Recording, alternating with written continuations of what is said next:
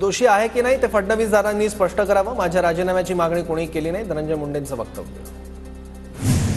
संदीप क्षीरसागर यांना आंधळेची माहिती कशी मिळते? कृष्णा आंधळे आणि क्षीरसागर यांचे संबंध असतील, धनंजय मुंडेंचा क्षीरसागरांवर आरोप। फरार आरोपी कृष्णा आंधळेसोबत काहीतरी वाईट झालं असावं, बीड हत्या प्रकरणात संदीप क्षीरसागर यांचा मोठा दावा। मंत्रिमंडळाच्या बैठकीसाठी मंत्री धनंजय मुंडेंची हजेरी, मंत्रालयात मंत्री धनंजय मुंडेंनी मुख्यमंत्र्यांची भेट घेतली। बीडमध्ये पालकमंत्री अजित पवारांच्या उपस्थितीत 30 तारखेला जिल्हा नियोजन समितीची महत्त्वाची बैठक, तर पंकजा मुंडे 30 तारखेला बीड दौऱ्यावर।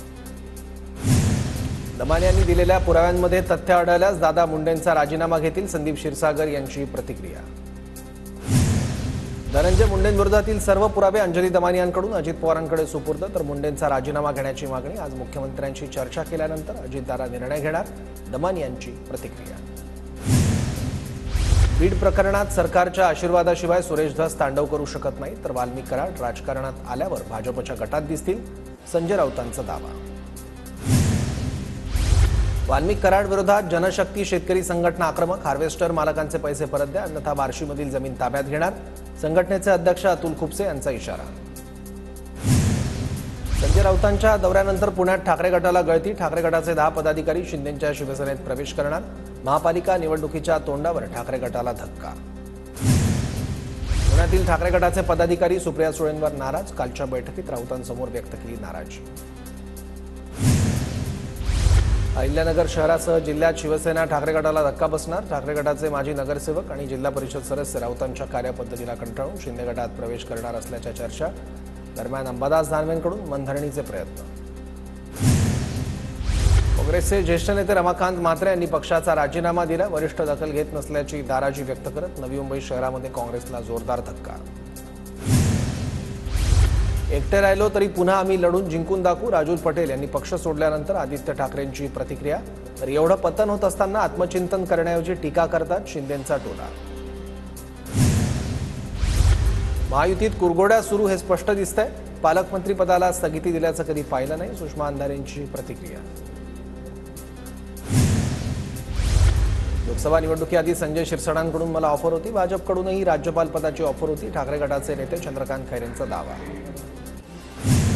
जरांगेंच्या सहकाऱ्यांनी पोलिसांना उपोषणकर्त्यांची माहिती दिली, पोलिसांनी जरांगेंसोबत उपोषणाला बसलेल्यांची माहिती मागवली होती, अंतरवाली सराटीत जरांगेंसह काही जणांचं उपोषण सुरू। छत्रपती संभाजीनगरमधील सिल्लोडमध्ये मराठा समाजाचं आंदोलन, जरांगेंच्या आंदोलनाची दखल घेण्याच्या मागणीसाठी आंदोलन, धानोरा गावात मराठा आंदोलक चढले टॉवरवर। बाबा सिद्दीकी हत्या प्रकरण, झिशान सिद्दीकींच्या जबाबात अनेक दावे, झिशान सिद्दीकींच्या जबाबात अनिल परबांसह काही बिल्डर्सच्या नावाचा उल्लेख, परब एसआरए प्रकल्पात स्वतंत्र बिल्डर्स आणण्याचा प्रयत्न करत होते, झिशान सिद्दीकींचा जबाब। बाबांनी हत्येच्या आधी लिहिलेल्या डायरीत मोहित कंबोज यांच्या नावाचा उल्लेख, 5:30 ते 6 वाजेपर्यंत दोघांमध्ये व्हॉट्सअॅपवर संभाषण झाल्याचा झिशान सिद्दीकींच्या जबाबात दावा। बाबा सिद्दीकी माझे जिवलग मित्र होते, निवडणुकांसह विविध मुद्द्यांवर आम्ही नियमित बोलायचो, सत्य बाहेर यायला पाहिजे आणि न्याय झालाच पाहिजे, झिशान सिद्दीकींनी केलेल्या दाव्यानंतर मोहित कंबोज यांची प्रतिक्रिया। दाऊदशी संबंध आणि 1993च्या बॉम्बस्फोटातील सहभागामुळे अनमोल बिश्नोईकडून सिद्दीकींना मारण्याचे आदेश होते, पोलिसांच्या आरोपपत्रात मुख्य शूटर शिवकुमार गौतमचा मोठा दावा।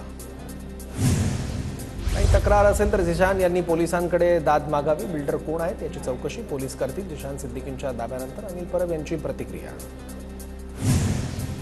पुण्यात महाराष्ट्र नवनिर्माण सेनेचं भीक मागो आंदोलन, पुण्यातील सुखसागर नगर परिसरातील ई लर्निंग स्कूलच्या इमारती 2015ला मान्यता, मात्र 10 वर्षांपासून अपूर्ण इमारतीच्या कामासाठी भीक मागून गोळा केले पैसे। राजूल पटेल यांच्या प्रवेशानंतर वर्सोव्यातील शिवसेना शाखेवरून वाद निर्माण होण्याची शक्यता, पक्षप्रवेशाआधी राजूल पटेल यांनी शाखेला टाळं लावून चावी स्वतःकडेच ठेवली, ठाकरेंचे पदाधिकारी शाखेबाहेर जमले।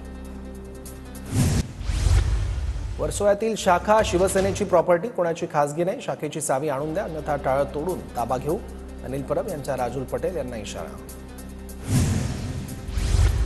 लासलगाव बसस्थानकात एसटी भाडेवाढ विरोधात शिवसेना ठाकरे गटाचं निदर्शन, तात्काळ भाडेवाढ रद्द न केल्यास तीव्र आंदोलनाचा इशारा। बुलढाण्यात एसटी भाडेवाढ विरोधात ठाकरे गटाचं आंदोलन, रास्तारोको आंदोलन केल्यानंतर कार्यकर्ते पोलिसांच्या ताब्यात। सोलापूर एसटी स्टँडच्या गेटवर तिकीट दरवाढी विरोधात ठाकरे गटाचं आंदोलन, तिकिटाचे दर कमी करावे या मागणीसाठी निदर्शन। पुण्याच्या वडू इथल्या छत्रपती संभाजी महाराज यांचं समाधीस्थळ रस्त्याचं काम गेल्या 10 महिन्यांपासून बंद. रस्त्याच्या कामासाठी घेण्यात आलेल्या खड्ड्यांमुळे दररोज अपघात.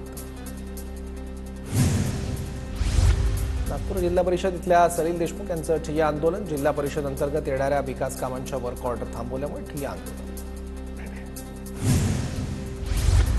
धुळे कृषी उत्पन्न बाजार समितीमध्ये कांद्याची आवक घटली. कांद्याला प्रति क्विंटल 2300 रुपयांपर्यंत भाव. शेतकऱ्यांमध्ये समाधानाचं वातावरण. नागपूर पालिकेच्या आरोग्य विभागाकडून खासगी रुग्णालयांना जीबीएस रुग्णांची माहिती देण्याची सूचना. जिल्ह्यात 5 रुग्ण आढळून आल्याची माहिती. दौंडमध्ये विद्यार्थ्यांकडून विद्यार्थिनीवर अत्याचार करून मारण्यासाठी 100 रुपयांची सुपारी. मुख्याध्यापक आणि शिक्षकाकडून प्रकरण दडपण्याचा प्रयत्न. मुख्याध्यापकासह वर्गशिक्षक आणि शिक्षिकेवर गुन्हा. हिंगोली रेल्वे स्थानकाच्या पार्किंगमध्ये कामगाराला मारहाण करतानाची घटना सीसीटीव्हीत कैद. सांगलीच्या बेटामधील कारखान्यावर स्थानिक गुन्हे अन्वेषण विभागाचा छापा. कारवाईत कोट्यवधी रुपयांचा ड्रग्ज साठा जप्त. हिंगोलीत कोविड काळात सुरू झालेली आरोग्य विभागाची कोट्यवधी रुपयांची इमारत धुळखात. नाशिकच्या मालेगावात कांदा पिकात खतं देण्यास तण नियंत्रणास वेग. वातावरण बदलामुळे पिकांवर रोगराईच्या संभाव्य धोक्यामुळे शेतकऱ्यांकडून खबरदारी. गोंदियात रब्बी धान रोवणीला सुरुवात. धानाचे परे मोठे झाल्यानं शेतशिवारात मजुरांची लगबग. लातूरमध्ये सोयाबीन खरेदी केंद्रावर किमान 5 दिवस शेतकऱ्यांचा मुक्काम. लांबच लांब रांगा लागल्यानं 31 जानेवारीपर्यंत खरेदी होईल की नाही याविषयी शेतकऱ्यांना शंका. जीबीएस आजारावरील उपचारांचा महात्मा ज्योतिराव फुले जन आरोग्य योजना आणि आयुष्मान भारत प्रधानमंत्री जन आरोग्य योजनेत एकत्रित समावेश. महापालिकेच्या यशवंतराव चव्हाण स्मृती रुग्णालय आणि नवीन तेरगाव रुग्णालय येथे मोफत उपचार सुरू.